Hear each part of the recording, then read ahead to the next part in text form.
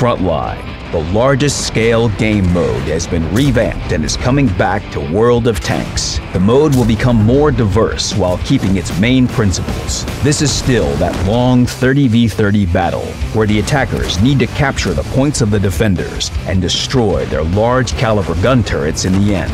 As before, respawns and combat reserves will be available, now with complex changes. The new Frontline will be closely connected to Battle Pass. You will be able to earn Battle Pass points for both reaching new Frontline tiers and performance in battles. And the main new feature has to do with vehicle tiers.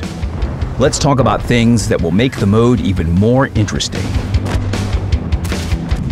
Frontline combat reserves are one of the main mode mechanics that allow you to inspire your teammates and hide them from enemy fire, as well as spotting the enemy and causing more damage to opponents. 3 new reserves have been added, and the old ones have been reworked. Increasing Frontline tiers doesn't improve the reserves anymore. The points are spent to unlock access to them. All reserves are divided into 3 categories. Attack reserves provide direct fire support. Airstrike and artillery strike were adapted for a new format, but their principle remains the same. The first is designed to counter fast vehicles, while the second works better against armor. The third new reserve is Minefield. It's similar to the Minefield from Steel Hunter, but exists on the battlefield for a longer time. Mines stun the enemy and cause damage. Their use is limited only by your tactics, holding off the enemy, control of important areas, or cutting off escape routes. The allied mines are highlighted with a marker. They can't cause damage to you, and you can't damage them. The enemy minefields are seen when within a 50-meter radius. You can destroy them with a shot, airstrike, artillery strike, or your own mines. Both minefields will be destroyed in this case. To do so, you need a direct hit. You can spot the markers over the enemy mines with the help of Sentinel and Recon Flight, Recon Reserves. They include 2 old reserves and 1 new one. Smokescreen has become more useful. Previously, it improved concealment and limited the view range of any tank inside it. Now, Smokescreen will cover the allies without any penalty to view range, while the enemy will receive penalty to view range without a bonus to concealment. Now it's important to know which Smokescreen are you in, allied or enemy. You can tell them apart by the color of the smoke. The Recon Flight Reserve works as before and can now detect enemy mines. And the new reserve is Sentinel. It passively improves view range during the whole battle. Activating it for more than half a minute will make you an ideal scout.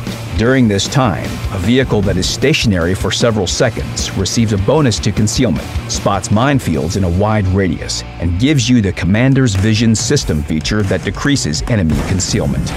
The last category is Tactical Reserves.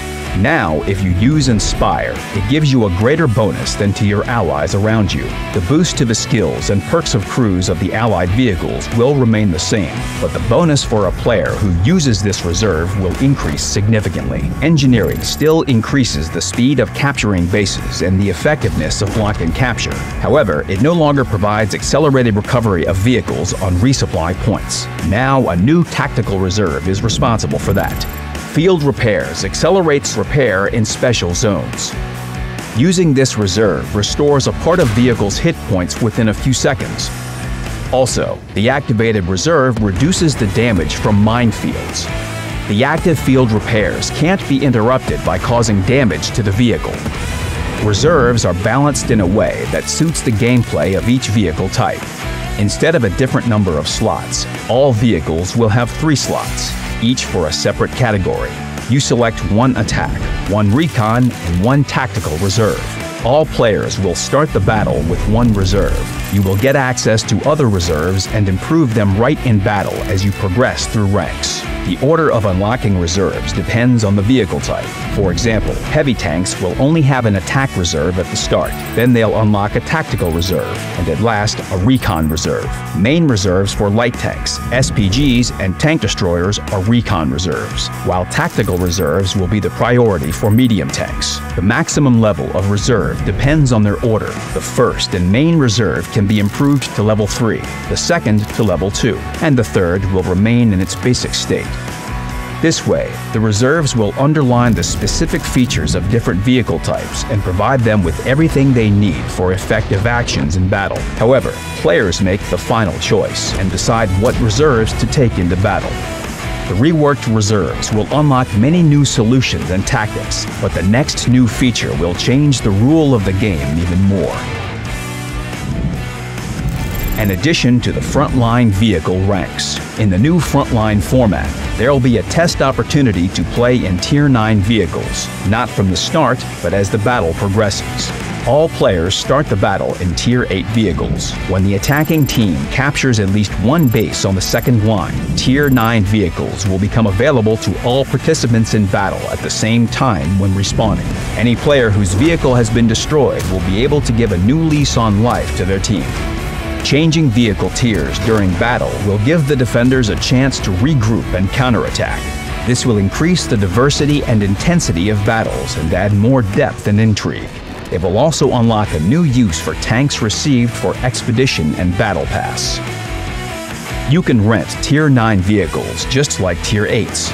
All vehicles are available from the first stage.